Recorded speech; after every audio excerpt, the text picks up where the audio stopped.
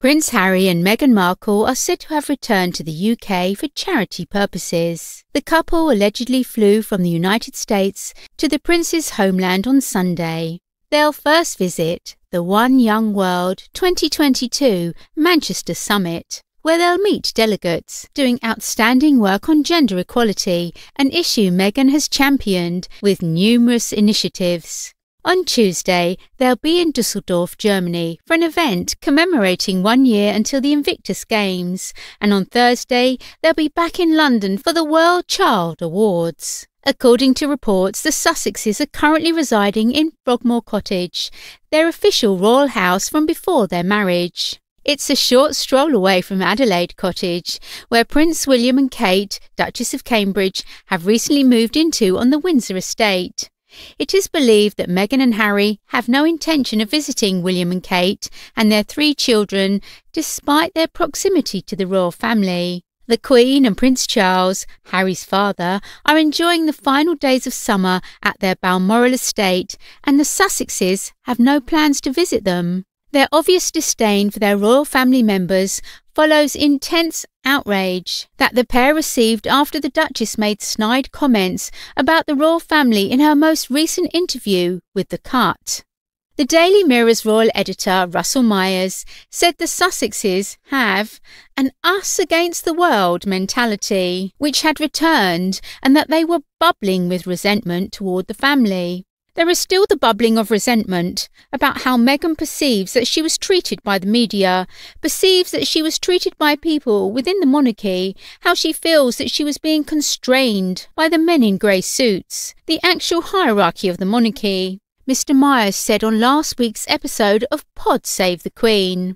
The podcast host, Zoe Forsey, brought up Harry's brief appearance in the interview in which he discussed sharing an office with his wife. Most people that I know, and many of my family, they aren't able to work and live together, the Prince said. The Duke's vocal eye roll during his proclamation of family was remarked upon by journalist and interviewer Alison P. Davis. Harry elaborated, saying, "It's actually pretty weird because it looked like a lot of pressure, but it just feels natural and normal." Ms. Forsey commented on the Prince's statement, saying, "He said, people I know, and many of my family." She went on to say that the part about his family wasn't necessary. According to Mr. Myers, the concept of them very much feeling like it is them against the world is evident.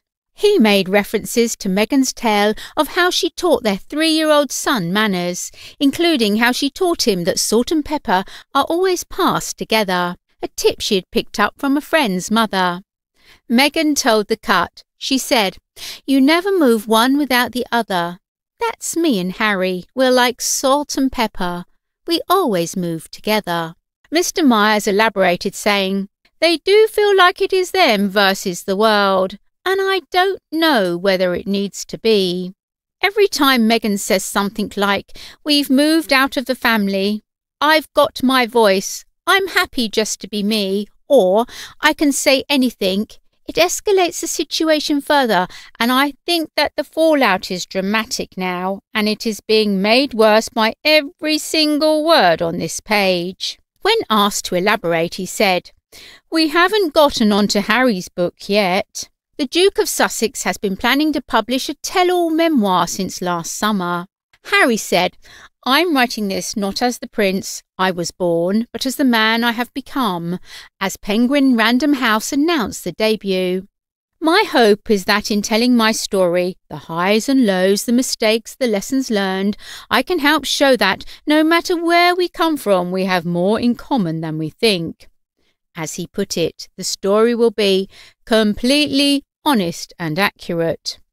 Some experts on the royal family have speculated that Harry may use his memoir to address the tensions between him and his family, notably his connection with his father. The acclaimed biographer of Princess Diana, Andrew Morton, said last year on the Royally Us podcast, "If I were Prince Charles, I'd be looking for a pile of coats to hide under."